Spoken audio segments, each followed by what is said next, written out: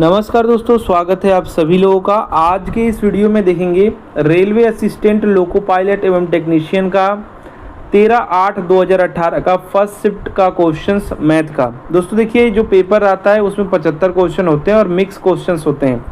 यहाँ पर मैथ का, रीजनिंग का अलग अलग नहीं रहेगा, मिक्स में से ही यहाँ पर छाँट के लिखना पड़ता है। ठीक है, ऑलरेडी हम 2 दिन के तीनों शिफ्ट यानी 9 तारीख के तीनों शिफ्ट हम करा चुके हैं, 10 तारीख के तीनों शिफ्ट हम करा चुके हैं, फर्स्ट, सेकंड और थर्ड शिफ्ट का, फर्स्ट सेकंड थर्ड शिफ्ट का। यानी यहाँ पर दोस्तों बात करेंगे तो टोटल आपके 6 शिफ्ट के क्वेश्चंस हो चुके हैं। अगर आपने नहीं देखा तो देख लीजिए। यहाँ पर दोस्तों देखिए, सबसे पहला नंबर जो क्वेश्चन है 13 तारीख का, तो इसमें देखेंगे तो जो है 48 और यहाँ पर 54 का लसा पूछा गया था। तो देखिए, लसा और मौसा निकालने का तरीका आप सभी लोग जानते हैं। ऐसे आप 48 लिखेंगे, गुणनखंड उसका निकालेंगे, 2 गुणा के 3 ऐसे ऐसे करके आएगा। तो इसको करने का जो तरीका होता है उसमें क्या होता है, जब भी आप गुणनखंड इसका करेंगे तो जब ज़्यादा प्रैक्टिस हो जाती है तो डायरेक्ट आप ऐसे लिख सकते हैं। 48 क्या लिखेंगे क्योंकि दोनों हैं तो दोनों में से ऐसा चीज़ लिखेंगे जो एक किसी को काट सके। तो देखिए 6 9 54 होता है, तो 6 9 54 होता है, 54 के लिए लिखेंगे क्योंकि 6 यहाँ पर कॉमन दिख रहा है और 8 6 48 होता है। तो जो कॉमन रहता है उसको एक बार लिखते हैं, 2 बार नहीं लिखते हैं। एक बार कोई वाला काट देंगे, मतलब एक बार लिखेंगे। तो यहाँ पर 8 गुणा के 6 गुणा के 9 इसका लसा हो जाएगा। अगर यहीं पर मौसम पूछता, अगर यहीं पर क्या पूछता, मौसम पूछता, तो जो कॉमन रहेगा सिर्फ उसको लिखते हैं। मौसम में क्या होता है, जो कॉमन होता है उसको लिखते हैं। लसा में क्या करते हैं, जो कॉमन उसको एक बार लिखते हैं, बाकी सबको भी लिखते हैं। ठीक है, तो यहाँ पर 8 गुणा के 6 गुणा के 9 यानी कि 6 गुणा 8 गुणा 9 यहाँ पर दिया है, तो ए यहाँ पर राइट आंसर होगा। 9 में 6 का गुणा करिए, 6 में 9 का गुणा करिए, मिलेगा सेम। तो इसको ऐसे लिखा गया है, असेंडिंग ऑर्डर में लिखा गया है, 6 गुणा के 8 गुणा के 9। ठीक है, आरोही क्रम में ए यहाँ पर राइट आंसर हो जाएगा। नेक्स्ट देखिए, यहाँ पर आपसे पूछा जा रहा है कि 6% साधारण ब्याज यानी एसआई की बात हो रही है, सिंपल इंटरेस्ट की बात हो रही है कि जो है दर पर क्या हो रहा है, एक धनराशि कितने वर्षों में, टाइम दिया गया है, दर दिया गया है यानी रेट दिया गया है, टाइम दिया हुआ है 6.5 वर्ष, 6 सही 1/2 वर्षों में कितने रुपए हो जाती है, ये 834 रुपये हो जाती है। प्रारंभ में निवेशित की गई राशि यानी शुरू में कितनी निवेशित की गई राशि थी। देखिए क्या होता है, एसआई में डायरेक्ट दोस्तों जो हम गुणा करके उसकी वैल्यू निकाल सकते हैं। यानी कि जो 6% शुरू में वैल्यू था, माने जो 100% वैल्यू था, वो पहले साल 106% हुआ होगा, दूसरे साल 112% हुआ होगा। ऐसे ही आपको जो है 6.5 साल तक जाना है। यानी कि जो है 6% जो है रेट है, गुणा का टाइम कर देंगे यानी 6.5 6.5 कर देंगे तो गुणा क्या हो जाएगा, इसको गुणा करेंगे तो आपका 36 और 0.5 के लिए आधा, 6 का आधा यानी जो है 3 हो जाएगा। 36 और 3 आपका 39, यानी जो वैल्यू बढ़ करके आएगी वो 39% बढ़ जाएगी। क्या होगी, 39% बढ़ जाएगी। यानी जो ये वैल्यू है 834, ये है 139%। अब प्रारंभ में निवेशित की गई राशि 100% होगा, तो 100% ही हमें निकालना है, तो गुणा के हमको 100 कर देना है। अब यहाँ पर देखिए कितने बार में कट रहा है, तो 9 6 का 54 होता है ना, तो इकाई के अंक से पता चला इसको काटना है तो कटेगा डायरेक्ट, क्योंकि वैल्यू यहाँ पर डायरेक्ट दी रखी है। तो 9 6 का 54 होता है, 6 बार में देखिए कट रहा है, बिल्कुल 6 बार में कट रहा है, तो 6 बार में कट जाएगा टोटल। तो 600, 6 गुणा के 100 यानी 600 प्रारंभ में जो है निवेशित राशि थी या मूलधन था, ये कह सकते हैं। ठीक है, पी बराबर, तो राइट आंसर का ए हो जाएगा।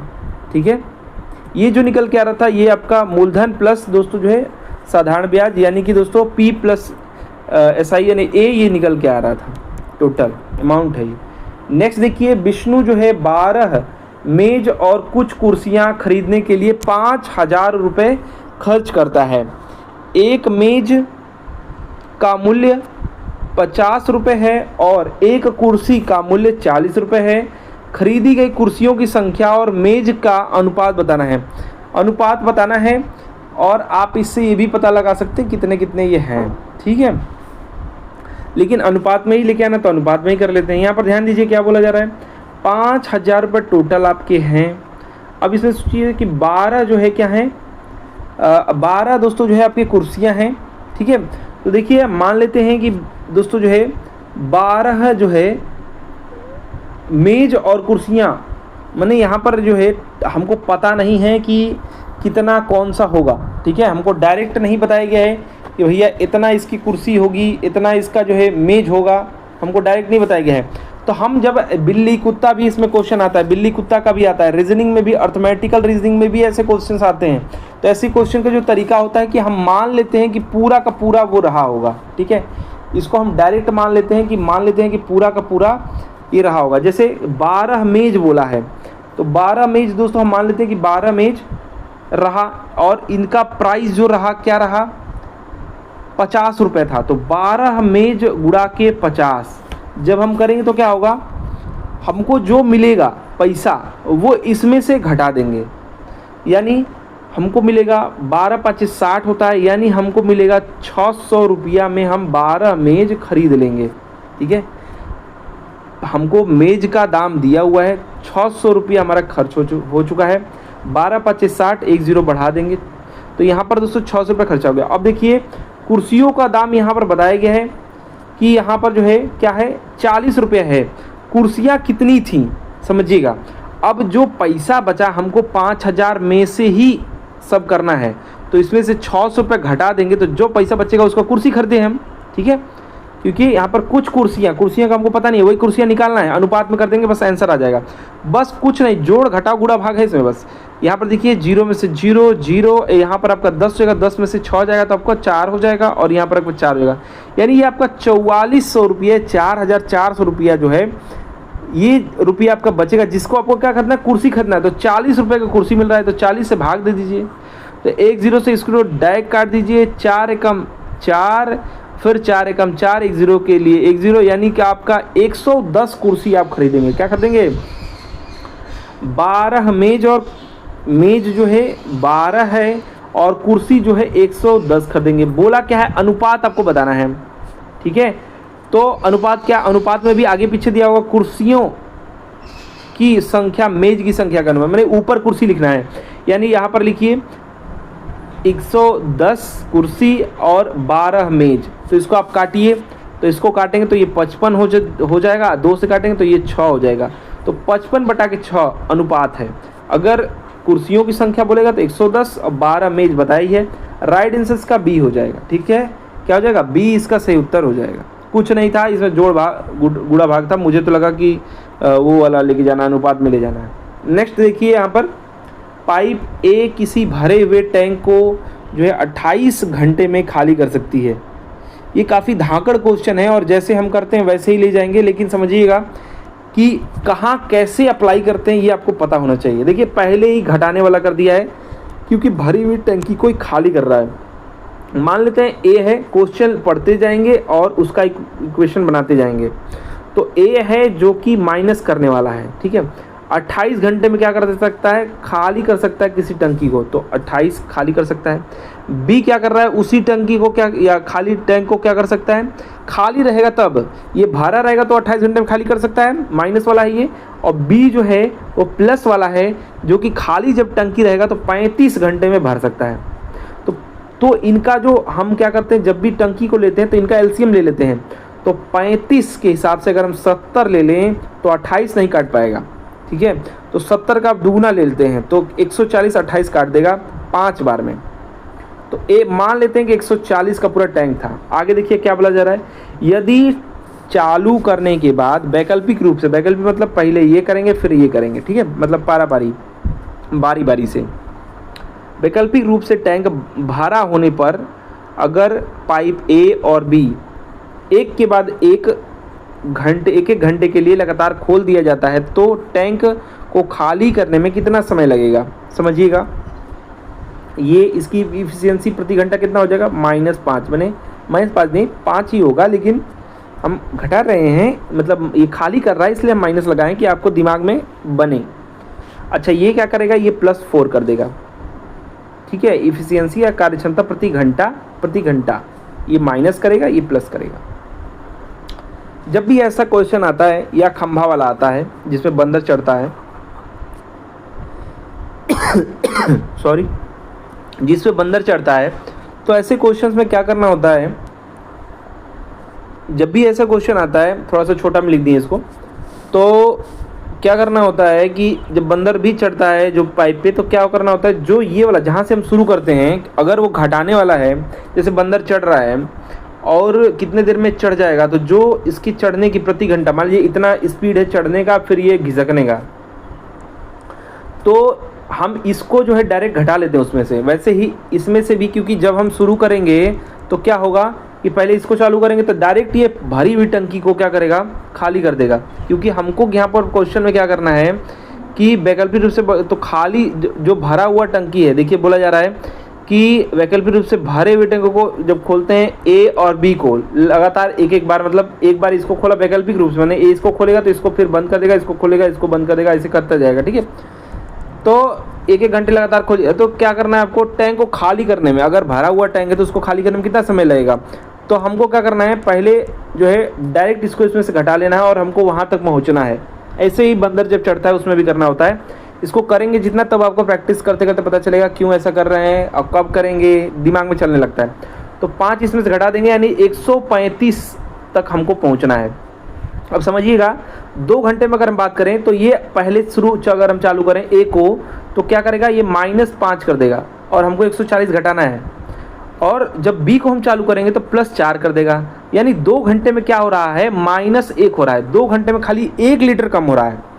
और उसके बाद लास्ट में क्या होगा, डायरेक्ट ये 5 जो है घटा देगा।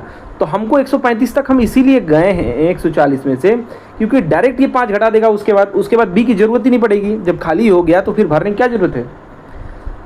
तो इसीलिए हम 5 घटा देते हैं, हमको 135 तक पहुंचना है। तो देखिए, जब 2 घंटे में 1 लीटर खाली हो रहा है तो 135 लीटर कितने में होगा, 2 घंटे में, मतलब 2 से गुणा कर देंगे, तो यानी 135 का हो जाएगा। 270 घंटे लगेंगे कितने जाने में, 135 लीटर ख़त्म करने में। फिर आएगी एक की बारी, जो फिर आपका 135 और -5 फिर कर देगा, यानी 140 पूरा ख़त्म हो जाएगा और 1 घंटा लेगा। तो आपका 271 इसका राइट आंसर आ जाएगा घंटे में। ठीक है, ये सिर्फ समझने का फेर है। अगर आप नहीं समझ पाए तो ये क्वेश्चन में इक्वेशन बनाते रहे, ये क्वेश्चन होने वाला है नहीं। ठीक है, तो 171 इसका राइट आंसर होगा। 270 तक हम पहुंचेंगे 135 लीटर खत्म करने में, और उसके बाद ये 5 की इफिशियंसी प्रति घंटे, तो एक बार और ए को चालू कर देंगे तो पूरा खत्म हो जाएगा 140 लीटर। तो बी इसका सही उत्तर हो जाएगा। नेक्स्ट देखिए, पीटर और प्रीति के उम्रों में 5 वर्ष का अंतर है। देखिए 5 वर्ष का अंतर है, 6 वर्ष का अंतर है, 7 वर्ष का अंतर है। ऐसा जब क्वेश्चन आएगा और आगे पता चलेगा कि इनकी शादी हुई है, तो ऐसे क्वेश्चंस में लड़के को बड़ा कर दीजिएगा आप। ठीक है, देखिए पीटर और प्रीति के उम्र में 5 जो है वर्षों का अंतर है। 35 वर्ष पहले दोनों का विवाह हुआ था। उस समय पीटर की उम्र का 4 गुना प्रीति के उम्र के 5 गुना के बराबर था। वर्तमान में दोनों के उम्रों का योग बताना है। तो मैंने अभी बताया कि मान लेते हैं कि प्रीति को पहले मान लेते हैं, छोटा जो है प्रीति जो है ये यक्स है, तो पीटर जो है, अंग्रेजन शादी हो गया क्या, तो ये जो है अंग्रेज नाम है पीटर, तो ये देखिए पीटर जो है यक्स +5 हो जाएगा। क्या हो जाएगा, यक्स +5 हो जाएगा। तो इसके हिसाब से क्या बोला है, 35 वर्ष पहले। तो अगर प्रीति है तो प्रीति का एक्स अगर अभी वर्तमान में उम्र है तो 35 साल पहले, यानी कि -35 कर देंगे, बराबर क्या हुआ, फिर 35 वर्ष पहले इससे भी करेंगे पीटर से, तो यक्स +5 है, -35 कर देंगे। अब समझिएगा क्या बोल रहा है, दोनों में बोल रहा है कि जो पीटर है जब विवाह हुआ था तो पीटर का गुणा 4, यानी पीटर के गुणा के जब 4 करेंगे और प्रीति के गुणा के जब 5 करेंगे तो ये दोनों वैल्यू बराबर हो जाएगा। यानी इसको लिख सकते हैं 5 यक्स -35 5 तो 25 2 हो जाएगा, और 5 15 और 2 आपका 17, 175 हो जाएगा, बराबर। यहाँ पर देखिए इसको आप घटा लेंगे तो आपका दोस्तों माइनस का 30 हो जाएगा, और 4 का गुणा करेंगे तो 4x -4 3 12 हो जाएगा, 120 हो जाएगा। ठीक है, अब देखिए ये वाली की बड़ी वाली है तो इसको इधर लिख जाएंगे तो प्लस हो जाएगा, 175 में से 120 घट जाएगा तो क्या हो जाएगा, 55 आपका हो जाएगा, 55 हो जाएगा। ठीक है, और इधर 4x है प्लस का, इधर हो जाएगा माइनस, तो ये 5 में से 4x घट जाएगा तो x हो जाएगा, x बराबर 55 आ जाएगा। यानी प्रीति का उम्र निकल के आ गया 55 और 5 वर्ष ज़्यादा है, यानी 60 जो है वो पीटर हो जाएगा। ये प्रीति हो जाएगी PR और PT जो है वो हो जाएगा 60, और दोनों के उम्रों का योग पूछा था 60 और 55, 60 गुना के 120 और 5 घटा दीजिए, 115 इसका सही उत्तर हो जाएगा। 115 जो कि ऑप्शन नंबर सी में है, दोनों का उम्रों का योग यानी 60 और 55 को जोड़ना है। राइट आंसर क्या है 115 सही उत्तर हो जाएगा सी। नेक्स्ट क्वेश्चन देखिए, थोड़ा सा बड़ा है इसलिए थोड़ा सा इसमें कुछ चीज़ें जो है लिखने में दिक्कत होगी, तो छोटा छोटा लिखेंगे। देखते हैं, किसी समचतुर्भुज की एक भुजा, समचतुर्भुज छोटा सा बना देते हैं इधर कोने में, मान लीजिएगा ये समचतुर्भुज है और ये आपके, क्योंकि आगे बोला है यहाँ पर विकर्णों की लंबाई, तो विकर्ण बना देते हैं।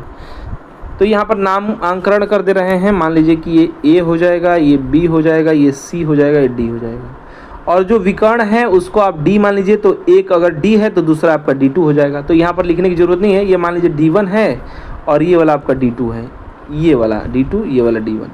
ठीक है, अब समझिएगा, बोल रहा है कि एक भुजा क्या है 41 सेंटीमीटर है, इसका क्षेत्रफल दिया हुआ है।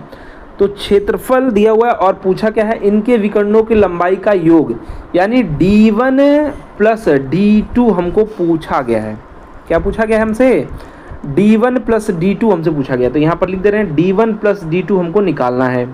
ठीक है, इसमें क्षेत्रफल दिया हुआ है। तो देखिए समचतुर्भुज का जो होता है, समचतुर्भुज का क्षेत्रफल जो होता है बराबर आपका होता है 1/2 दोनों जो विकर्ण है इनका गुणनफल, यानी D1 इंटू D2।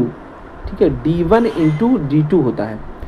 ठीक है, तो समचतुर्भुज का जो क्षेत्रफल जो लिखा गया है वो आपका लिखा गया 720 वर्ग सेमी।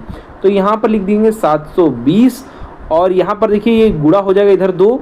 ठीक है, यानी यहाँ पर D1 इंटू D2 निकल के आ जाएगा। क्या निकल के आएगा? 720 गुणा के 2। तो 720 का दूना कर देंगे, 72 का दूना करेंगे तो हो जाएगा, यहाँ से हमको क्या निकल के आएगा D1, क्योंकि 720 यहाँ पर था, तो D1 इंटू D2 जो निकल के आएगा वो हमारा निकल के आएगा 1440। 1440 गुणा हो जाएगा, इसमें 2 का गुणा होगा तो 72 दूना के 144 हो जाएगा और 0 के लिए 1 लगा देंगे। 1440 हमारा D1 इंटू D2 निकल के आ गया। छोटा छोटा लिखना है इसलिए कुछ प्रोसीजर यहाँ पर कम कर रहा हूँ मैं, इसे 2 से गुणा करना और कुछ नहीं करना है। D1 इंटू D2 निकल के आ जाएगा। अब आगे देखिए, अगर हम इसको त्रिभुज मान लेते हैं, ये त्रिभुज अगर हम उठा लेते हैं, आपको पता है कि जब ये विकर्ण काटते हैं तो यहाँ पर 90 डिग्री पे काटते हैं और यहाँ पर जो है ये क्या हो जाएगा, कोई भी जो बिंदु है ये O हो जाएगा, मान लीजिए जहाँ पर कटान है। और जो भी ये काटते हैं ये आधा आधा काटते हैं, मतलब ये समान में विकर्ण को प्रतिच्छेदित करते हैं या कहिए कि उसको बांटते हैं। तो अगर ये D1 है ये वाला पूरा, तो जब इसका हम वैल्यू यहाँ तक की वैल्यू करेंगे तो क्या हो जाएगा, D1/2 हो जाएगा। और अगर ये टोटल D2 है तो जब ये यहाँ तक त्रिभुज में लेंगे तो D2/2 लिखेंगे, आधा उसका लिखेंगे। ठीक है, तो जब मैं D1/2 या D2/2 लिखूँ तो समझिएगा इसका आधा है, मैंने यहाँ तक की वैल्यू है और यहाँ तक की वैल्यू की बात हो रही है। ठीक है, तो ये हमारा निकल चुका है कि यहाँ तक की, मतलब ये टोटल का निकल चुका है D1 इंटू D2। लेकिन जब बाई 2 करूँ तो समझिए कि त्रिभुज में आधा आधा की हम बात कर रहे हैं। तो त्रिभुज हम ले रहे हैं AOB। तो त्रिभुज डायरेक्ट यहाँ पर लिख रहा हूँ मैं, एक एक स्टेप लिख रहा हूँ क्योंकि आपको समझ में ऐसे क्वेश्चंस करते कैसे हैं। AOB से हम डायरेक्ट कर रहे हैं। इसमें देखिए, अगर आपको पाइथागोरस प्रमेय पता है तो ये हो जाएगा कर्ण, तो होता है कर्ण का स्क्वायर बराबर होता है लंब का स्क्वायर प्लस आधार का स्क्वायर। तो डायरेक्ट मैं लिख रहा हूँ यहाँ पर कर्ण बराबर, यानी 41 का स्क्वायर, 41 का स्क्वायर बराबर हो जाएगा किसका, D1, ठीक है, बाई 2 का स्क्वायर प्लस D2/2 का स्क्वायर। समझ में आया कैसे हुआ ये? बिल्कुल समझ में आया होगा, क्योंकि पाइथागोरस प्रमेय सभी जानते हैं, कर्ण का स्क्वायर बराबर लंब का स्क्वायर प्लस आधार का स्क्वायर। जब कर्ण निकाला होगा तो इसको रूट में कर देंगे। ठीक है, तो देखिए ये क्या आ जाएगा, 41 का जब स्क्वायर करेंगे तो आपको देगा, क्या देगा आपको, 1681 देगा। ठीक है, 41 का स्क्वायर बराबर ये क्या हो जाएगा आपका, हो जाएगा D1। अच्छा, जब ये बेस सेम होता है यानी 2 का स्क्वायर सेम है, यानी कि नीचे 4 है, क्योंकि स्क्वायर में है तो नीचे 4 है तो डायरेक्ट ये जुड़ जाता है। तो बराबर आप लिख सकते हैं D1 प्लस D2। ठीक है, इनको स्क्वायर में आप लिख सकते हैं इसका स्क्वायर प्लस इसका स्क्वायर। ठीक है, और ये जो नीचे 4 था ये यहाँ पर गुणा हो जाएगा इधर आके। तो फाइनली आप यहाँ पर लिख सकते हैं, नीचे ये 4 है 2 नहीं है। ठीक है, क्योंकि इधर आएगा तो ये इधर ये स्क्वायर में थोड़ी है, तो 2 का जब स्क्वायर होगा तो इधर 4 हो जाएगा। तो जब इसका इसमें गुणा करेंगे 4 में, तो 4 एकम 4, 4 32, तो 2 4 6 24 और 3, 24 और 3 आपका क्या हो जाएगा 27 को 7 हो जाएगा और यहाँ पर 4 एकम 4 2 6, तो यहाँ पर 6724 हो जाएगा। क्या आ जाएगा 6724? ये हो जाएगा D1 का स्क्वायर प्लस D2 का स्क्वायर, ठीक है। लेकिन अब यहाँ तक हम पहुँचे हैं और हमको पता क्या लगाना है, हमको पता लगाना है कि D1 प्लस D2 हमको पता लगाना है, दोनों विकर्णों का योग। लेकिन दोनों का स्क्वायर, पारापारी स्क्वायर का हम योग पहुँच चुके हैं। तो आप समझिएगा, एक फार्मूला आपको पता है कि a प्लस बी का जब हम होल स्क्वायर करते हैं तो क्या होता है, होता है a square plus B square और होता है प्लस 2ab, प्लस 2ab होता है। और अगर हमको ये प्राप्त करना है, ठीक है, अगर हमको ये प्राप्त करना है तो इसी में हम अगर माइनस 2ab लिख दें तो ये इससे ख़त्म हो जाएगा, ये वाली वैल्यू आ जाएगी। तो डायरेक्ट हम ये वाली वैल्यू ही लिख रहे हैं, ठीक है, समझिएगा। इसके बराबर हम यहाँ पर लिख रहे हैं, तो इसको समझिएगा। इसलिए मैं यहाँ पर एक एक चीज़ आपको बता रहा हूँ, फार्मूला कहाँ से कहाँ पुट कर रहे हैं वो भी आपको यहाँ पर बता रहे हैं, नहीं तो क्योंकि अब यहाँ पर एकदम सॉल्व के पास हम पहुँच चुके हैं, ठीक है। तो यहाँ पर समझिएगा, अगर हम इसको लिखें यही वाली वैल्यू यहाँ पर 6724 बराबर, अब यहाँ पर देखिए मैं लिख रहा हूँ डायरेक्ट इसको, यहाँ पर मैं लिख रहा हूँ D1 प्लस D2 का स्क्वायर, स्क्वायर मतलब प्लस 2ab और माइनस 2ab यानी D1 इंटू D2 इसलिए लिखे हैं क्योंकि D1 और इंटू D2 का हम निकाल चुके हैं यहाँ पर। तो यहाँ पर डायरेक्ट लिख देंगे, क्या हो जाएगा 1440 का गुणा 2 में हो जाएगा, यानी आपका हो जाएगा 1440 में 2 का गुणा करेंगे तो 0, 4 दूना के 8, 4 दूना के 8 और 2 का फिर गुणा करेंगे तो 2 एकम 2, तो यहाँ पर 2880 हो जाएगा, जो कि इधर आके पक्षांतर होके क्या हो जाएगा, वहाँ पर आपका माइनस हो जाएगा। तो इसमें सॉरी ये माइनस में रहेगा ना, तो ये उधर आके प्लस में आ जाएगा। तो इसको 6700 जो है 24 को इसमें जोड़ देना है, तो यहाँ पर आपका 4 आ जाएगा, 8 2 10 हो जाएगा और 8 7 15 1 16 हो जाएगा और 6 2 8 1 9 हो जाएगा। 9604 आएगा, वो क्या आएगा, वो आएगा a मतलब a प्लस b का होल स्क्वायर आएगा, या फिर कहिए D1 प्लस D2 का होल स्क्वायर। तो होल स्क्वायर में है, तो अगर हम अंडर रूट में कर देंगे तो स्क्वायर भी हट जाएगा और इसको अंडर रूट में कर देंगे तो इसको अंडर रूट में करेंगे तो 0 4 है, तो ये बराबर आपका आया है D1 प्लस D2 की वैल्यू आई है अंडर रूट में, ये रहेगा। तो ठीक है, स्क्वायर हटाने के लिए ऐसे करते हैं। तो अब आपकी वैल्यू आ चुकी है, तो इसको बस आप इसका वर्गमूल निकाल दीजिए। तो 4 है, तो 4 किसके लास्ट में आता है, या तो 2 का स्क्वायर करेंगे तो मिलेगा, और 8 8 64 यानी 8 का, तो यहाँ पर 8 होगा या 2 होगा, और 99 81 यानी 9 यहाँ पर होगा। तो 9 98 या 92 में से कोई आंसर में दिया होगा, तो 98 दिया हुआ तो सी राइट आंसर होगा। और 98 आने के लिए प्रोसीजर मैंने आपको एक एक चीज़ बता ही रखा है, सिखाई रखा है कि आप देख रहे हैं कि जो है 96 किसके नज़दीक में है, 100 के नज़दीक में, मैंने 10 के स्क्वायर के नज़दीक में है कि 99 81 9 के स्क्वायर के नज़दीक में है। लिखते छोटे वाला ही है, 9 ही लिखेंगे, लेकिन देखते हैं किसके स्क्वायर के नज़दीक में, तो 100 के नज़दीक में है 96, ठीक है, 81 के नहीं, तो बड़ा वाला लिख देते हैं। तो 98 इसका राइट आंसर हो जाएगा, सी इसका सही उत्तर हो जाएगा। एक एक स्टेप आपको बताया है कि एक बच्चा अगर नहीं जानता है फॉर्मूला से लेकर आंसर तक पहुंचाने का विधि आपको बताया, इसी को आपको स्पीड बना लेना है, इसी में आपको क्या कर लेना है, स्पीड बना लेना है। नेक्स्ट देखिए क्वेश्चन कहाँ फंसते हैं उसे भी मैं आपको बताते चल रहा हूँ। नेक्स्ट देखिए, नेक्स्ट जो क्वेश्चन यहाँ पर दिया हुआ है कि जो है 493 में अगर हम 29 का भाग देंगे तो 17 मिलेगा, ठीक है।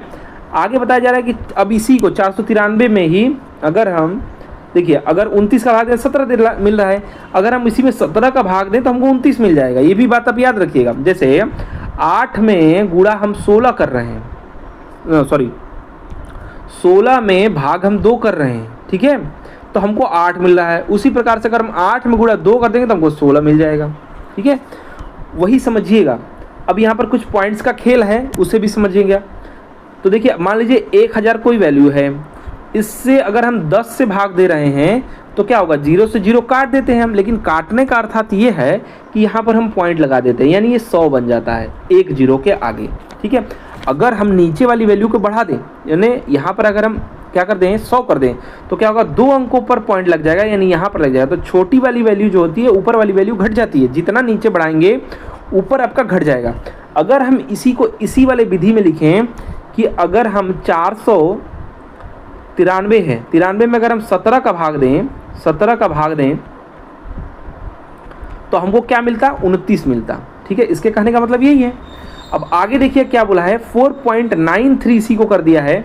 तो अगर हम इसको क्या कर दें और इसमें भाग देना है हमको 0.0017 का, तो क्या होगा, आएगा तो 29 में ही, लेकिन पॉइंट में आएगा कितना, जीरो बढ़ेगा। ये समझने के लिए आपको पॉइंट का खेला समझना पड़ेगा। समझिए यहाँ पर अगर हम इसको 493 बनाते हैं तो 100 से गुणा कर देंगे, नहीं इस 2 पॉइंट हट जाएगा, तो यहाँ पर 100 से गुणा करेंगे तो ये 493 हो जाएगा। तो इधर भी तो 100 से गुणा करना पड़ेगा, तो यहाँ पर जब हम करेंगे तो क्या हो जाएगा, 0.20 ये हट जाएगा, यानी 17 हो जाएगा। अब ये समझिएगा, अब ये वाला हटा दीजिए, इसको पढ़िए क्या दिया है, 493 में भाग हम 17 कर रहे हैं तो 29 मिल रहा है। अब हम 0.17 कर रहे हैं तो 2 अंकों में 0 बढ़ जाएगा, यानी 29 से 2 0 बढ़ा देंगे, यानी 2900 इसका राइट आंसर हो जाएगा। समझ में आ गया। जैसे 10,000 मान लीजिए है, 10 से भाग दे रहे थे, अब मैंने यहाँ पर मान लीजिए 1000 से भाग दे रहे थे तो क्या हो रहा था, 3 0 पॉइंट में 10 आ रहा था। ठीक है, अब क्या होगा, ये 2 पॉइंट और छोटा कर देंगे। ठीक है, इसको 2 पॉइंट मैंने इसको 10 से जब भाग देंगे तो यहाँ पर ये बढ़ करके आएगा, 2 0 क्या हो गया, बढ़ गया। उसी प्रकार से 2 0 बढ़ गया। यहाँ पर लड़के गलती कर जाते हैं, इसलिए मैंने एक ही कॉन्सेप्ट बताया कि कैसे ये होता है, कैसे आप एग्जाम पकड़ेंगे। सीधे सीधे पकड़ में आ रहा है कि ये कह रहा है कि जो है 493 में 17 का भाग दे देंगे तो निकल के आ जाएगा 29, ये कह रहा है यहाँ पर। और आपको सीधे पता चल रहा है कि यहाँ पर पॉइंट है, जिसको 493 बनाने के लिए 100 से गुणा करेंगे तो 0.17 से भाग देना है 493 में। अब तो ये पता है कि अब 17 में 29 दे रहा था तो ये 0.2 और बढ़ जाएगा उसके आगे। ठीक है, 100, तो यहाँ पर आपका राइट आंसर डी हो जाएगा। ये सिर्फ समझाया कि क्वेश्चन आ गया है तो पूछना ना पड़े, सोचना ना पड़े, क्योंकि क्वेश्चंस रिपीट होते हैं, बस अंक बदलते रहते हैं। नेक्स्ट देखिए यहाँ पर, लाल, हरे और गुलाबी टोकन वाले बैग में लाल रंग के टोकन का हरे रंग के टोकन के साथ अनुपात दिया है 5:12, रेशियो 12, जबकि गुलाबी टोकन का लाल टोकन के साथ दिया है 7 संबंधे 15 दिया हुआ है अनुपात। हरे टोकन का गुलाबी टोकन के साथ अनुपात बताना है। ठीक है, तो हम लिख लेते हैं, जैसे ये दिया है लाल, हरा और गुलाबी। अब इसमें क्या दिया है, लाल और हरे का दिया है 5 संबंधे 12 दिया है, लेकिन आगे देखिए तो गुलाबी और लाल का दे दिया है, इसका दे दिया है। तो इसका मतलब ये है कि जो हम सीरीज लिखे हैं इसमें लाल वाला बीच में जाएगा, यानी हरा कर देते हैं और लाल कर देते हैं और गुलाबी कर देते हैं। अब सही है। अब क्या बोला है, लाल और हरा, यानी पहले लाल वाला होगा, यानी 5 लाल वाला होगा और 12 हरा वाला होगा, तो ऐसे लिख दीजिए। आगे बताया जा रहा है, जबकि गुलाबी टोकन गुलाबी और लाल का बोला जा रहा है, तो गुलाबी यानी गुलाबी वाला पहले होगा तो 7 होगा और लाल की जगह पे 15 हो जाएगा, तो ऐसे लिख दीजिए। अब ऐसे लिखने के बाद क्या करते हैं, जहाँ पर जो नहीं है उसको आगे वाले से फिल कर देते हैं, तो 5 यहाँ पर डंक मार के पहुँच जाएगा, अब 15 यहाँ डंक मार के पहुँच जाएगा, तो इसको लिखेंगे 12 गुणा के 15, कुछ कट रहा है तो काट देंगे, 5 गुणा के 15 और यहाँ पर 5 गुणा के 7, तो 5 सब में कॉमन है, 5 3 15, तो यहाँ पर हो जाएगा क्या अनुपात होगा आपका 36 या 12 36 होएगा, और यहाँ पर हो जाएगा आपका 15 और यहाँ पर हो जाएगा 7। पूछा किसका है, हरा और गुलाबी का, तो हरा वाला आपका 36 होगा, गुलाबी वाला आपका 7 होगा। 36 और 7 जिस ऑप्शन में है बी में, तो बी इसका सही उत्तर हो जाएगा। नेक्स्ट देख लीजिए, इसका वर्गमूल बताना है। वर्गमूल इतना प्रैक्टिस कर चुके हैं कि 9 आएगा यानी 3 होगा, या फिर 7 7 49 यानी 7 होगा लास्ट में। तो 7 और 3 में से 2 आपका दे रखा है, तो इन्हीं में से कोई उत्तर होगा, तो लेकिन 53 है, तो आप समझ रहे हैं 53 के पास में 7 7 49 7 ही होता है, तो 7 मैंने 77 होगा या आपका ये होगा, तो आपको 7 वाला तो एक ही दे रखा है, तो डी ही इसका राइट आंसर होगा। वैसे भी आपको दिख रहा है कि ये 49 के लास्ट में है कि 68 64 के लास्ट में है, तो 49 के पास में है कि 64 के पास में, तो 49 के पास में है, यानी 73 राइट आंसर होगा इसका। कई बार इसको सिखा चुके हैं, प्रैक्टिस करेंगे तो आ जाएगा। नेक्स्ट देखिए, निम्नलिखित विकल्पों में से सबसे छोटा वर्ग है, कौन सा इसमें से सबसे छोटा वर्ग है। वर्ग मतलब कि दोस्तों ये किसी का वर्गमूल इसका निकल के आ जाएगा, सही वर्ग है तो ये देखिए, आप 1 0 से काट दीजिए, 2 0 के लिए 6 यानी 60 का वर्ग है भाई, ये 68 64 यानी 80 का वर्ग है, 12 का 120 का वर्ग है, ऐसे ही आपका 7 7 49 यानी 70 का वर्ग है। तो ये वर्ग, वही वर्ग की बात हो रही है, तो देखिए क्या बोला जा रहा है, वर्ग है जो 8, 15, 20 से पूर्णतः विभाजित हो जाए। 8, 15, 20 से पूर्णतः विभाजित हो जाए, इनका एलसीएम ले करके अब देखना होगा कौन किसको काट दे रहा है, सबसे छोटे वाले को उठा करके। सबसे छोटा इसमें 3600 है, 3600 को ही ट्राई करेंगे। तो यहाँ पर इनका एलसीएम हो जाएगा 20, 15 और 8 का एलसीएम हो जाएगा। पहले 20 को उठाएंगे तो 20, 15 को काटने वाला 15 उसको काट दे तो 60, तो 60 को 8 नहीं काट पाएगा तो 120 ले लेंगे, तो 120 काट देगा, बिल्कुल 15 बार में कटेगा। ठीक है, तो 120 इनका एलसीएम हो जाएगा और 12 से 36 होता है, तो सबसे छोटा यही ए वाला ही हो जाएगा। राइट आंसर ए हो जाएगा, क्योंकि पूर्णतः विभाजित करना चाहिए, पॉइंट में नहीं आना चाहिए, तो ए इसका सही उत्तर हो जाएगा। ये 10 से 10 काट दीजिए और 12 से 36 यानी 30 बार में काट देगा। नेक्स्ट देखिए यहाँ पर दिया हुआ है 10 सही 2/3 को किस संख्या से विभाजित किया जाना चाहिए ताकि 20 प्राप्त हो। अच्छा, इसको जानने से पहले एक ऐसा ज्ञात करिए, मान लीजिए 8 है, 8 को किस संख्या से विभाजित करें, यानी यक्ष संख्या से विभाजित करें कि 4 मिले, तो यक्ष प्राप्त करने के लिए क्या करना पड़ेगा, 4 को इधर लाना पड़ेगा, इसको उधर मतलब यक्ष बराबर आपका क्या आ जाएगा, 8/4 आ जाएगा। तो काट देंगे, यानी 2 वह संख्या होगी जो अगर हम 8 के भागे 2 कर दें तो हमको 4 मिल जाएगा। उसी प्रकार से इसको सही कर दीजिए पहले, तो 10 से 30 2 32 यानी 32/3, इसको भिन्न में बदलेंगे तो ठीक है। इसको किससे भाग दिया जाए, किससे विभाजित किया जाए कि क्या मिले हमको भैया, 20 मिले। क्या मिले, 20 मिले।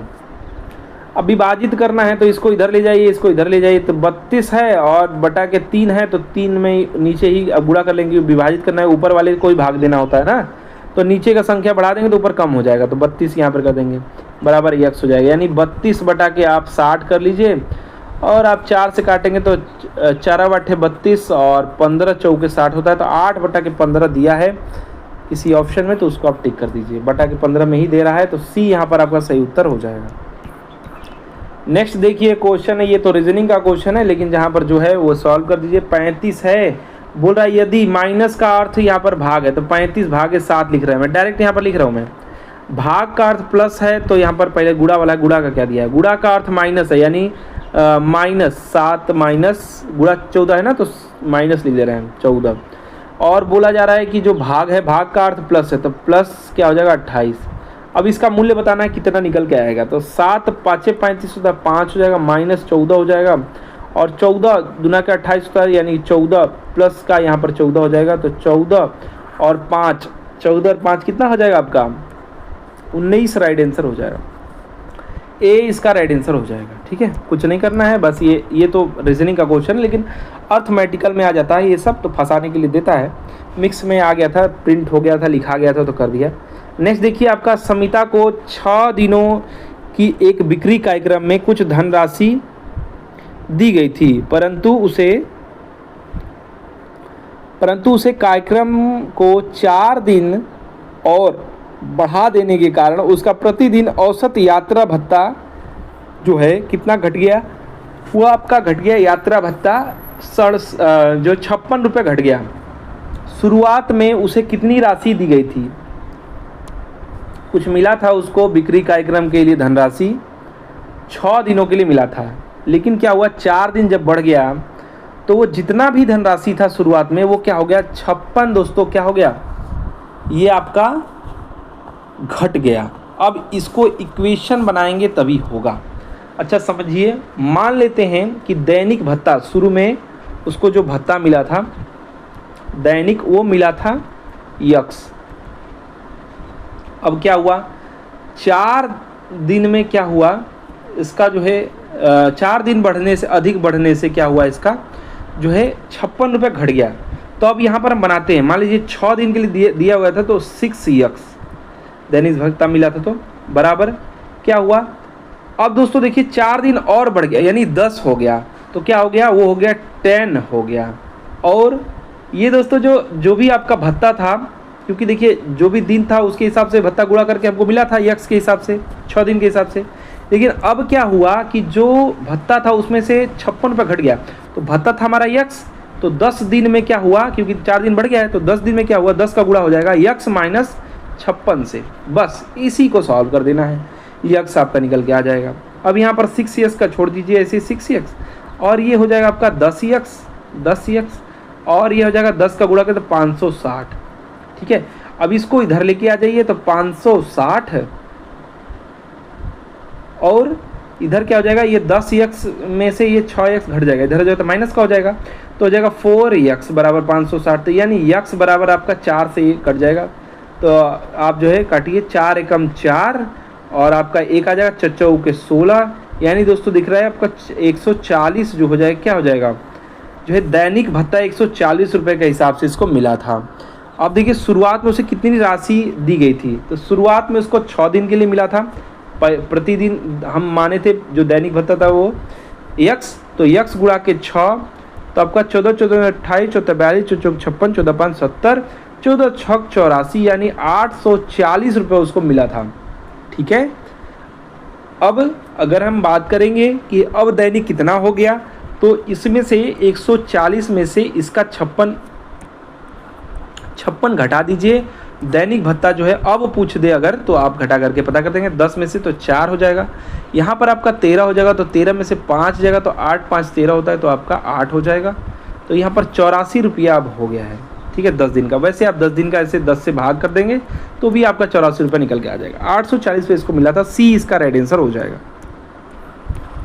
नेक्स्ट देखिए, 4000 रुपये का 54% बताना है, तो कुछ नहीं, 4000 ऐसे लिखिए और नीचे आप जो है 100% और आप जो है 54% है तो 54 बटा के 100 ऐसे लिखते हैं, तो 2 जीरो से 2 जीरो काट दीजिए और 4 का गुणा कर दीजिए और 1 जीरो लगा दीजिए। 4 चौके 16 होता है, 4 5 20 1 21 होता है, जीरो लगा दिए, 2160 कहीं लिखा हुआ है, तो बस इसी को उत्तर करके आगे बढ़िए।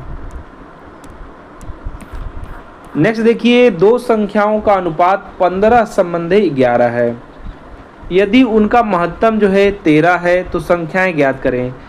महत्तम जब भी निकालना होता है तो क्या करना होता है, ये होगा आपका 15x और 11x, बस x बराबर महत्तम मान लीजिए, यानी 15 गुणा के 13 और 11 गुणा के 13। जब भी ऐसा क्वेश्चन है ऐसे ही करते हैं, तो आप 15 दशम आपका क्या आता है, 15 30 45 जोड़ देंगे 150 में, या फिर 13 का गुणा कर लीजिए, तो ऐसे आप करेंगे तो 15 3 45 तो 5 होगा, 15 एकम 15 और 4 आपका और जोड़ा पड़ेगा 19, तो 195 वाला जो होगा कई ठो दिया हुआ है संबंध है। अब देखिए 11 गुणा करेंगे, 11 3 33, तो 3 11 एकम 11 और 3 आपका हो जाएगा 14, यानी कि आपका 100 जो है 95 और 143 दिया हुआ है ऑप्शन नंबर ए में, तो ए इसका सही उत्तर हो जाएगा।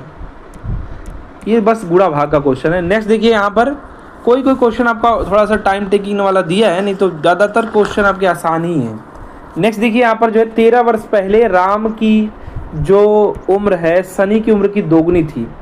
13 वर्ष पहले, आज की बात नहीं हो रही है। ठीक है, फिर बोला जा रहा है कि वर्तमान से 3 वर्ष बाद सनी की उम्र राम की उम्र का 3/5 होगी। राम का वर्तमान उम्र बताना है, कोई भी आप मान लीजिए हो जाएगा। 13 वर्ष पहले हम मान लेते हैं, डायरेक्ट लिख रहा हूं 13 वर्ष पहले, वर्तमान मत मानिएगा, 13 वर्ष पहले। अगर 13 वर्ष पहले राम मतलब जो छोटा वाला सनी है, 13 वर्ष पहले जो सनी था वो क्या था, अगर यक्स था तो राम जो है वो 2x था, बोला है 2 गुना था। अब समझिए, अब यहाँ पर बोला वर्तमान से, तो वर्तमान में पहुँचने के लिए 13 प्लस करना पड़ेगा, तो x + 13 और 2x + 13 वर्तमान में पहुँच गया। वर्तमान से क्या करना पड़ेगा, 3 वर्ष बाद, यानी इसमें +3 करना पड़ेगा, +3 करना पड़ेगा और इसमें भी +3 करना पड़ेगा। क्या होगा 3 वर्ष बाद, जो हो जाएगा क्या हो जाएगा, सन्नी की उम्र जो है राम की उम्र की 3/5 हो जाएगी, तो 3/5 मतलब क्या हो जाएगा, सन्नी वाला कौन सा था, सन्नी वाला जो है 3/5 हो जाएगा, तो ये क्या हो जाएगा आपका 3/5 होगा, यानी सन्नी की उम्र राम की उम्र की 3/5 हो जाएगी। तो बराबर करने के लिए आपको इधर उल्टा करना पड़ता है, तो 3/5 अगर आप लिखेंगे तो ये इधर चला जाता है, वो उधर चला जाता है, यानी इसमें आपका जो है क्या जगह 5 का गुणा हो जाएगा और इसमें आपका 3 का गुणा हो जाएगा। ठीक है, बटा में है 3/5, तो तो इसमें 5 का आप गुणा करिए डायरेक्ट, तो ये हो जाएगा आपका 5x, और ये आप डायरेक्ट जोड़ देंगे तो 16 हो जाएगा, 16 पचे 65 से 16 पचे 80 हो जाएगा, सॉरी 16 पचे 80 हो जाएगा। और ये आपका हो जाएगा 3 दूना के 6x हो जाएगा ये, और यहाँ भी आपका 16 हो जाएगा, 16 16 32 और 48 हो जाएगा, तो 48 हो जाएगा। अब ये समझिएगा 5x है इधर आएगा तो x हो जाएगा, यानी x बराबर आप डायरेक्ट लिख सकते हैं x बराबर, और ये आपका 80 है तो इसे इधर इसको लिख जाएंगे तो माइनस हो जाएगा 48, तो आपका 32 यहाँ पर दे देगा। क्या आ जाएगा, x बराबर आपका 32 आ जाएगा। और हम x क्या माने थे, सन्नी क्या माने थे, और 13 वर्ष पहले माने थे। तो अभी वर्तमान राम का पूछ रहा है, तो अगर ये 32 रहा था 13 वर्ष पहले, तो राम क्या रहा था, सन्नी ये 32 रहा था, तो राम 2x रहा था, यानी राम जो था वो 32 गुना के 64 था। ठीक है, अब 13 वर्ष पहले था तो 13 इसमें जोड़ देंगे वर्तमान जानने के लिए, इसमें भी 13 जोड़ देंगे वर्तमान जानने के लिए। तो सन्नी का हमको जानना ही नहीं है, लेकिन फिर भी आप जोड़ लीजिए। 3 2 5 होता है, 4 और हाँ यहाँ पर ये 45 हो जाएगा इसका, और राम का क्या हो जाएगा आपका 13 जोड़ देंगे 64 में, तो आपका 4 77 इसका हो जाएगा। तो राम का पूछा है तो राम का आपका 77 राइट आंसर होगा डी। ठीक है, जो पूछे वो आप कर लेंगे अगर आप इक्वेशन बना लेते हैं। नेक्स्ट देखिए यहाँ पर एक ट्रेन जो है, एक ट्रेन क्या कर रही है, 375 मीटर लंबे प्लेटफॉर्म को 27 सेकंड में पार कर लेती है। यदि ट्रेन की गति 70 किलोमीटर प्रति घंटे है तो ट्रेन की लंबाई, देखिए जब ट्रेन जो है ना स्पीड के हिसाब से जब किसी पोल को पार करेगी, किसी आदमी को पार करती है तो क्या करती है, या अपनी लंबाई को पार करती है। लेकिन जब ये प्लेटफॉर्म को पार करती है, प्लेटफॉर्म एक पॉइंट नहीं होता है, प्लेटफॉर्म की भी अपनी एक लंबाई होती है। तो ट्रेन अपने को तो पार करती ही है, साथ ही साथ इस प्लेटफॉर्म को भी पार करती है, तो अपनी दूरी भी चलती है और प्लस क्या करती है, प्लेटफॉर्म की भी दूरी चलती है। तो जो भी हमारा आएगा ट्रेन में जो बोल रहा है कि प्लेटफॉर्म को पार करती है 27 सेकंड में, तो प्लेटफॉर्म भी आएगा प्लस ट्रेन भी आएगा, तो उसी को ट्रेन के हिसाब से घटा लेंगे तो आंसर आ जाएगा। जैसे कि बोल रहा है कि 375 प्लेटफॉर्म को 27 सेकंड में पार कर रही है, तो 27 सेकंड में पार कर रही है, कितनी दूरी तय कर रही है हमको ये निकालना है। तो इसकी स्पीड पहले बताया कि 70 किलोमीटर, 70 किलोमीटर को मीटर प्रति सेकंड में जब बदलेंगे तो 5/18 से इसको गुणा कर देंगे। तो इसको काटिए, कुछ जितना कट रहा है उतने तक ही ले जाइए, तो इसको 35 कर देंगे और इसको यहाँ पर आप क्या कर देंगे 9 कर देंगे, 2 से अगर काटेंगे तो अब आप इसको ज़्यादा सॉल्व मत करिए, आगे देख लेते हैं। 27 सेकंड में पार करेंगे तो गुणा के 27 कर लेते हैं, अब कटेगा तो 9 3 27 होता है तो 3 हो जाएगा, और 35 और ये 5 15, 35 में 15 का जब गुणा करेंगे तो क्या हो जाएगा, उतना आपका जो है मीटर ये लंबाई दूरी तय करेगी। ठीक है, तो 15 25 75 होता है तो 5 हो जाएगा, 7 हो जाएगा, 15 तो 45 और 7 45 और 7 50 52 हो जाएगा।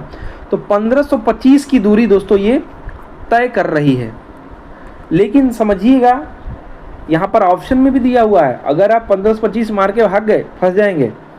अब ट्रेन की लंबाई पूछा है ना आपसे, तो 1525 दूरी तय कर रही है, जबकि प्लेटफॉर्म इसमें से 375 है। तो मैंने अभी बताया कि प्लेटफॉर्म और प्लस ट्रेन अपनी लंबाई तय करती है, तो इसमें से घटा देंगे तो ट्रेन की लंबाई आ जाएगी। प्लेटफॉर्म है, कुल दूरी ये है, प्लेटफॉर्म वाला घटा देंगे तो ट्रेन आ जाएगा। तो 5 में से 5 जाएगा 0 हो जाएगा, और 12 में से 7 जाएगा तो 5 हो जाएगा, यहाँ पर आपका 4 हो जाएगा। तो 150 जो है वो मीटर लंबी है कौन, ट्रेन। तो राइट आंसर का डी हो जाएगा। समझ में आ गया है, तो इसको डायरेक्ट किया करिए बहुत ही फास्ट तरीके से। नेक्स्ट देखिए, ए और बी साथ मिलकर के किसी काम है, कोई किसी लिखा गया है, सिर्फ काम को मान लीजिए यहाँ पर 12 दिन में कर सकते हैं, मतलब a प्लस बी, मतलब ये भी क्वेश्चन कुछ अटपटा सा बड़ा लग रहा है, थोड़ा सा जो है प्लेस का बचत करेंगे क्योंकि इसी में हमको टाइप करना है, लिखना है। तो यहाँ पर देखिए a प्लस बी, मतलब a प्लस बी किसी मिल करके किसी काम को 12 दिन में करते हैं। यदि a अकेले काम के आधे काम को पूरा करता है और फिर छोड़ देता है, अकेले कर रहा है छोड़ दे रहा है, इसके बाद b जो है शेष काम को पूरा करता है, यानी आधा काम वो किया तो आधा काम बी करता है। इस प्रकार से क्या हो रहा है, काम को 25 दिन लग जाते हैं, ठीक है, लगते हैं। तो बी जो है ए की तुलना में अधिक कुशल है, यानी बी ज़्यादा कम समय लिया होगा, ए ज़्यादा समय लिया होगा। ठीक है, अगर कुशल कोई तेज है, 2 है 1 है और 4 को पूरा करना है, तो 2 वाला 2 की स्पीड से काम करेगा, 1 वाला 1 की स्पीड से, तो ये 4 दिन लेगा, ये 2 दिन लेगा। यानी टाइमिंग के हिसाब से जो कुशल ज़्यादा होगा वो कम समय लेगा। तो बी जो है ए की तुलना में अधिक कुशल है, तो बी द्वारा स्वयं काम करने पर कितने दिन लगेंगे ये आपको बताना है। तो अब आ जाइए, छोटा छोटा लिखेंगे। ए प्लस बी क्या करते हैं, किसी काम को 12 दिन में कर सकते हैं। तो जब भी ऐसा काम हो ना, तो जो दिया हो इसके ज़्यादा पार्ट करने होते हैं, तो इसलिए हम जो है काम को इसके 4 गुना मानते हैं। जैसे कि किसी कोई भी काम को अगर हम 10 रहता तो हम इसको 40 मानते हैं। क्यों? क्योंकि बटा उटा करने में, भाग वो करने में आसान होता है।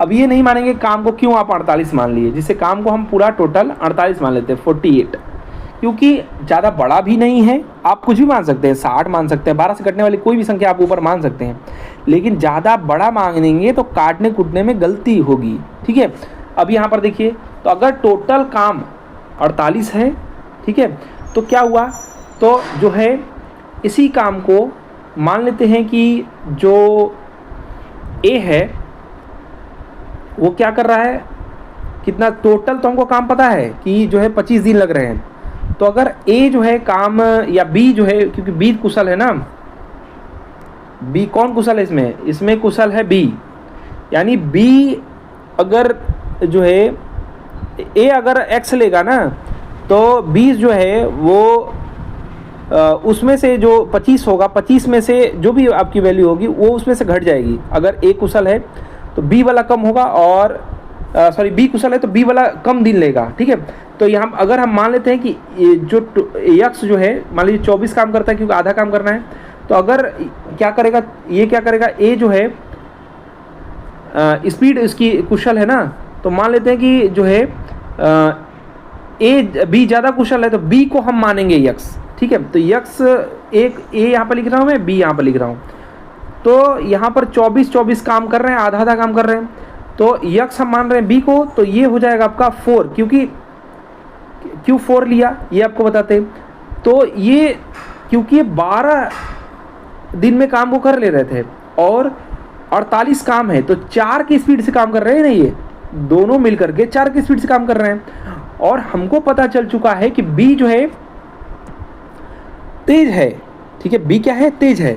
तो अगर बी यक्स करता है स्पीड से, ठीक है, तो क्या होगा, टोटल स्पीड जो 4 है उसमें से यक्स घट जाएगा, तो ये ए की स्पीड हो जाएगी। तो माना कि ये ए वाला है, ये बी वाला है। इसी को सिर्फ समझाने के लिए मैं थोड़ा शब्द खोज रहा था। ठीक है, अब बस इसी को आपको सॉल्व कर दीजिए। आप भिन्न का जोड़ घटाव जानते ही हैं, तो एलसीएम के लिए यक्स इंटू क्या हो जाएगा, जो है 4 माइनस यक्स हो जाएगा।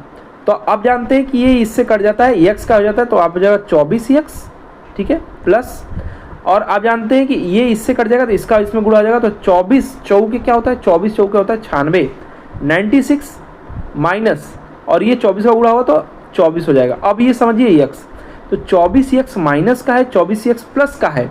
ठीक है, और बराबर 25 दिन टोटल लग रहे थे, 25 यहाँ पर हो जाएगा, तो यक्स और प्लस का वाला माइनस वाला खत्म हो जाएगा। अब समझिए ये उधर जब पक्षांतर होगा तो क्या होगा, ये इसमें गुणा हो जाएगा, तो 25 का गुणा होगा तो होगा आपका, या फिर इसको आप इसमें गुणा कर लीजिए, स्क्वायर बना लीजिए। तो इसको आप लिख सकते हैं, क्या लिख सकते हैं, इसको यहीं पर लिख दे रहा हूँ मैं, 4 यक्स माइनस यक्स स्क्वायर लिख सकते हैं। ठीक है, अब इसको इधर जब 25 में गुणा होगा तो क्या होगा, यहाँ पर मैं डायरेक्ट लिख रहा हूँ क्योंकि जगह की प्लेस का जो है दिक्कत है। तो हो जाएगा 25 का गुणा करेंगे 4 में, तो हो जाएगा आपका 100 यक्स हो जाएगा। क्या हो जाएगा, तो इसको अच्छे से लिख दे रहा हूँ मैं, 25 यक्स पक्षांतर करके लिख रहा हूँ मैं, प्लस का हो जाएगा 25 यक्स, और ये माइनस हो जाएगा क्योंकि पक्षांतर करके लिख रहे हैं, इधर लिख रहे हैं, इधर की वैल्यू इधर लिख रहे हैं, इधर की वैल्यू उधर लिख रहे हैं। ठीक है, तो यहाँ पर 25 एक्स हो जाएगा, माइनस का 100 एक्स होगा, सॉरी एक्स स्क्वायर होगा ना, ये 25 एक्स स्क्वायर होगा यहाँ पर ये, और 100 एक्स हो जाएगा ये 25 चौके, और प्लस का आपका यहाँ पर क्या हो जाएगा, 96 हो जाएगा क्योंकि पक्षांतर की यहाँ पर 96 यहाँ पर ये था ही प्लस का। ठीक है, इधर पक्षांतर करेंगे, बराबर आपके 0 हो जाएगा। अब ये क्या बन चुका है, द्विघात समीकरण। द्विघात समीकरण कई बार सॉल्व करने आपको बताया था।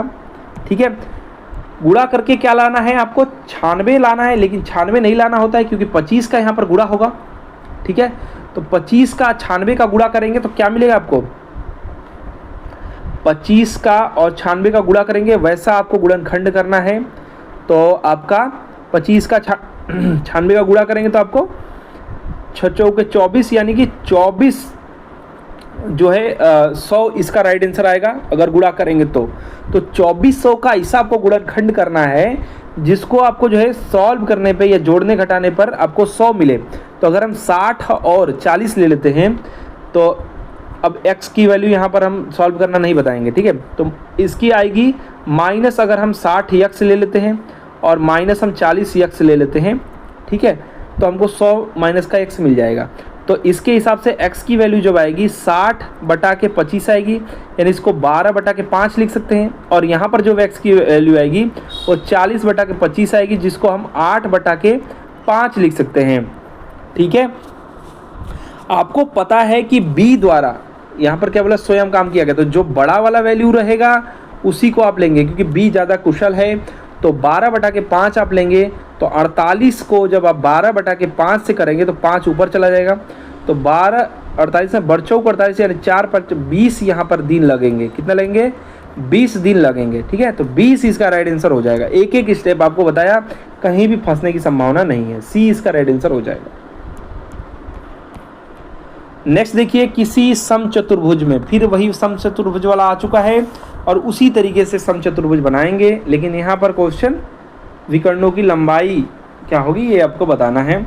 और ये तो आपका एक विकर्ण दे दिया है शायद, देखिए, हाँ।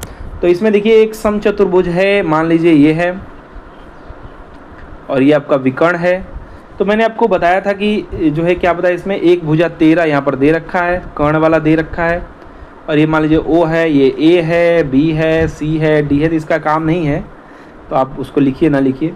इसका एक विकर्ण दे दिया है तो दूसरा विकर्ण आपको बताना है। तो क्या बोला है, ये 13 है, एक विकर्ण है 10 है। तो मान लेते हैं कि अगर ये विकर्ण 10 है ये वाला, तो ऊपर 5 हो जाएगा, नीचे 5 हो जाएगा, क्योंकि अब बताया कि ये 90 डिग्री होता है और ये काटता आधा आधा है। ये सब चीज़ तो पहले ही बता चुके हैं। तो अगर ये 13 है, ये 5 है, तो ये आपको पता चल चुका है 12 होगा। कैसे होगा सर जी? तो आप जानते हैं पाइथागोरस प्रमेय, यानी कर्ण का स्क्वायर यानी 13 का स्क्वायर करेंगे तो 13 का स्क्वायर छोटा इसलिए सब लिख दे रहा हूँ मैं। 13 का स्क्वायर बराबर क्या हो जाएगा, लंब का स्क्वायर यानी 5 का स्क्वायर, और आधार का स्क्वायर यानी हमको पता नहीं है तो इसको प्लस x का स्क्वायर, कुछ भी लिख दीजिए, लंब का। तो इधर करेंगे तो 169 हो जाएगा, और ये 5 का स्क्वायर क्या होता है, 25 हो जाएगा, माइनस हो जाएगा, बराबर x के स्क्वायर। तो x का स्क्वायर है, स्क्वायर हटाने के लिए इसको अंडर रूट में कर दीजिए। तो इसको जब आप करेंगे तो 144 हो जाएगा, घट जाएगा इसमें से 25। तो 144 किसका होता है, ये 12 का वर्गमूल होता है, तो ये 12 आ जाएगा। अगर आपको पता है कि ये 12 आ जाएगा तो ये भी 12 ही आएगा। तो 12 दूना के 24 इसका जो है क्या आ जाएगा, विकर्ण की लंबाई आ जाएगी। ये 12 आधा आधा काटता है, तो ए इसका राइट आंसर हो जाएगा, ठीक है।